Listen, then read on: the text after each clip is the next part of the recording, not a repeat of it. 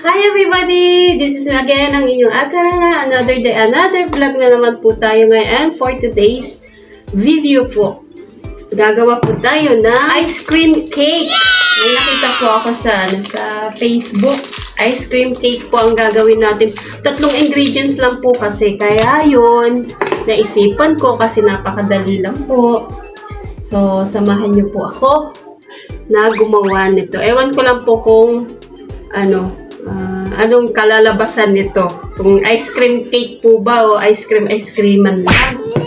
So, tara po. Ang ating pong sangkap ay 4 lang po. 4 na Fuji bar. Na chocolate po. Ang chocolate Fuji bar.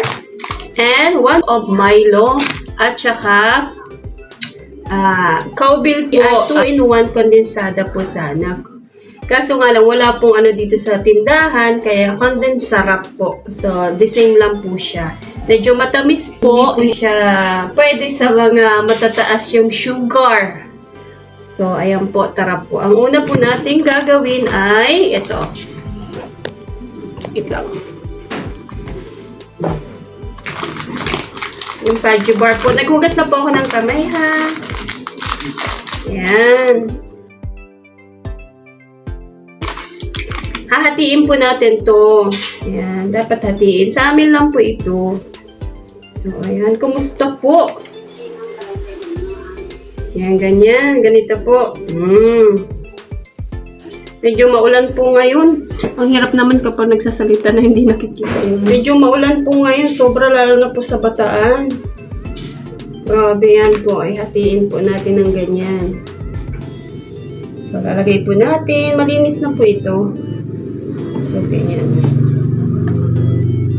Ayan. Papakita ko po sa inyo. Dapat lang sana sakto yung ganito po. Ganito pong gagawin niyo. Yung saktuhan. 4. Bali, 8 po ito na Pero medyo malaki siya. Hindi iwan po ako mahilig sa mga matatamis. Iniiwasan ko din po yung matatamis. Pero naisipan ko po kasi 3 lang po yung ingredients. May may ice cream ka na. Ayan.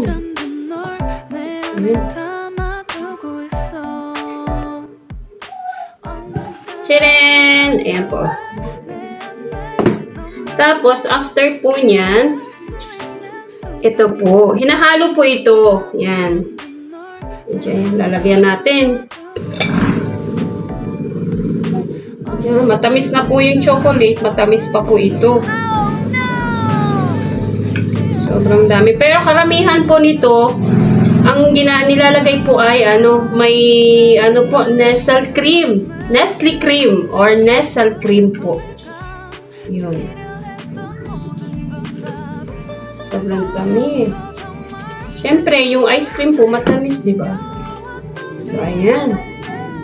Kaya maganda po talaga kapag nilagay ito ay nasa maliit lang. Tingnan nga natin kung sa maliit lang.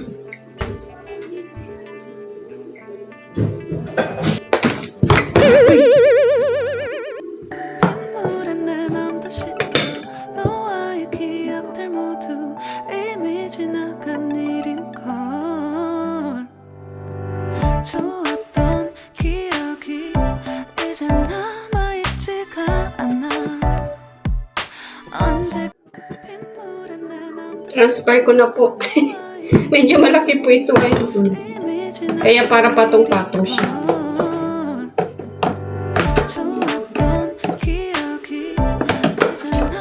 Sa unang layer.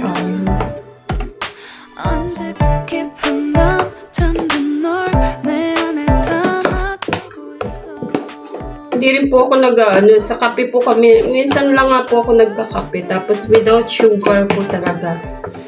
Kahit saan po hindi po ako kahit sa milk po, hindi po ako nag-sugar. Kasi sobra. Ayan po, unang layer po natin. Ayan siya. Tapos, kunti lang po. Siguro kasi masyadong matamis. Hindi talaga ako sa matamis. Tapos, next po.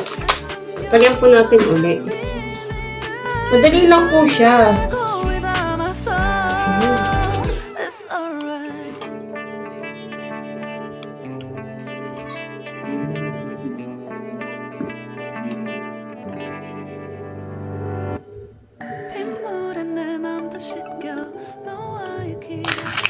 Yan. Ito na po. Yan, pakita ko po sa inyo. Yan. Tapos may dalawa pa po. Ito po yung dalawang Koji bar.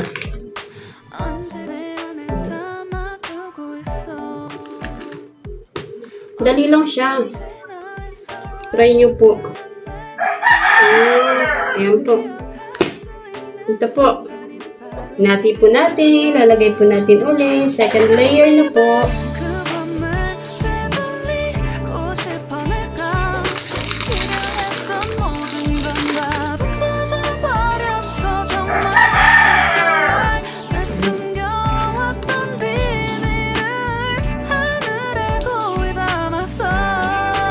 Ayan. Parang feeling ko sarap-sarap. So, hindi kakasya. Ilagay na lang natin sa So, ayan po. Ayan. Dali lang siya. Maganda to sa mga may fiesta, birthdayhan. Madali lang siyang gawin. Tapos, lalagay po uli natin ito. Yung natira.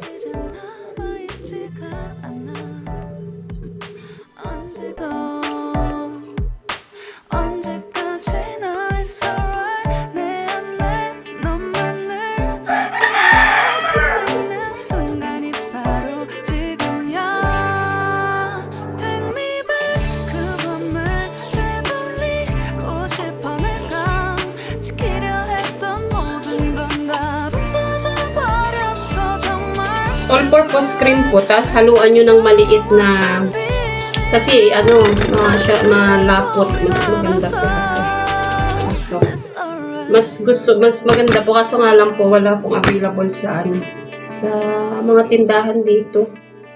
All-purpose cream tapos all-purpose cream tapos maliit na kondensada, enough na po yun. So ito po. Ayan. Tapos, eto, pang toppings po natin yung Milo. Ganun po natin at wala po tayong yung parang salaan. Para hindi siya bumuo.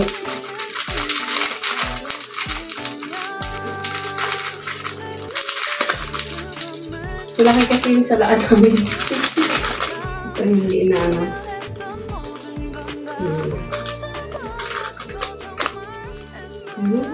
Thank you po sa mga nanonood. Thank you so much po. Medyo maulan po dito.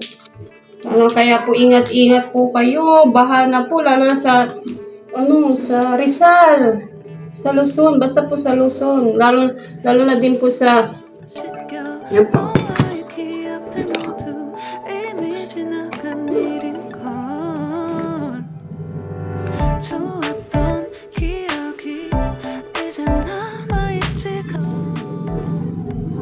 Lalo na sa Rizal. Sa sa Bataan nga po doon sa pinaka-city ng Bataan. So, ilagay na po natin sa tamis natin.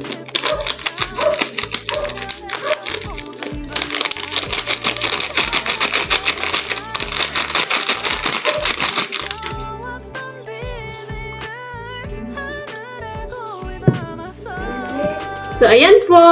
Mayroon na po tayong ice cream cake. Ayan, napakadali lang po pala nito. Tapos, i-refrigerate po natin to ng 3 to 4 hours para po manuot yung tamis sa pinaka ng Koji bar. Tsaka siya. Kumbaga, pag ginanon mo, pag kinat mo siya, para talagang ice cream na siya. So, ayun po. Thank you so much po. And ingat po lagi kayo. Sana po ay makapag-charity po tayo sa susunod na mga araw. Kasi may babalikan po tayo. May babalikan po tayo na family. Na tutulungan natin kahit sa maliit. Naabot ng makakaya ni Ate Rena. Siyempre po. Ayan. And thank you so much po. And don't forget to subscribe, likes, and share po. And click the button bell below. Para lagi po kayong update sa vlog po ni Ate Rena nyo. And thank you so much po sa lahat na nagsusupport sa akin, sa ating maliit na channel na lumalago pa. Isa-isa po na pag-subscribe nyo sa akin ay talagang natutuwa po ako.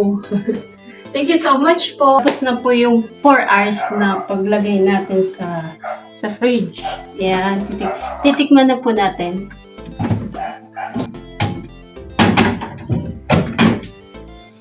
Yun! Ito po. Tignan natin. Ala! Naging ganito na mga kaatis, kuyas. Ala! So, ayan, titikman na po natin ang ating ice cream cake. So, tingnan natin. Sana okay naman. Ay, okay naman siya. See, oh.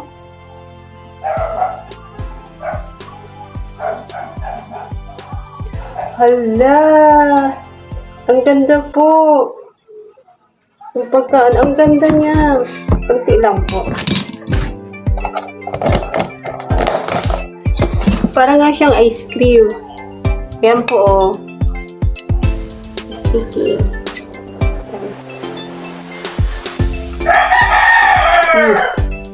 Okay siya. Matamis nga lang. Yung mga hindi sanay sa matatamis na pagkain, ayan, talaga matamis siya.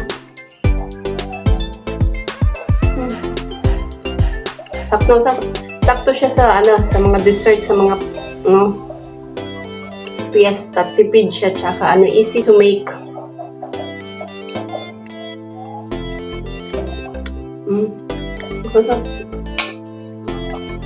Kunti lang po yung amount na, kunti lang po yung kakainin natin.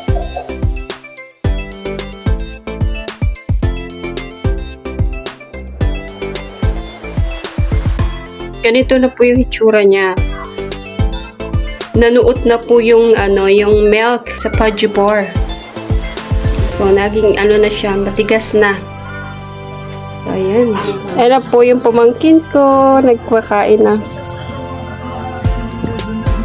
Sige, tingnan mo, dali. Anong lasa? Malamit daw, masarap daw po. Po mga atis kuyas, sana po ay nag-enjoy po kayo sa panonood at hoping na itry nyo din po yung ginawa ko. So, ayun po. Ayun, it's na po kasi. So, ayan po. And, ingat po lagi kayo. And, sa mga gusto magpa-shoutout po kay Ate Rena nyo, drop your message po down. And, i-shoutout po kayo na Ate Rena.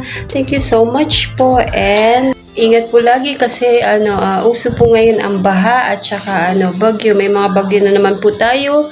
So, ingat po. Ingat po lahat po tayo. Ingat po kung saan man po kayong panig na naroroon. Na po dito sa Pilipinas, sobrang baha na po.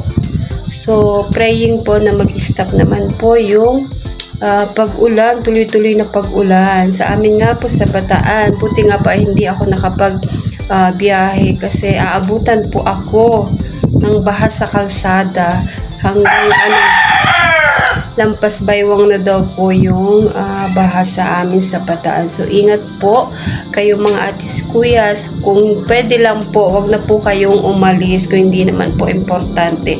Mag-stay at home na lang po kayo para safe po tayong lahat. So, bye-bye po and God bless us all. Bye-bye po.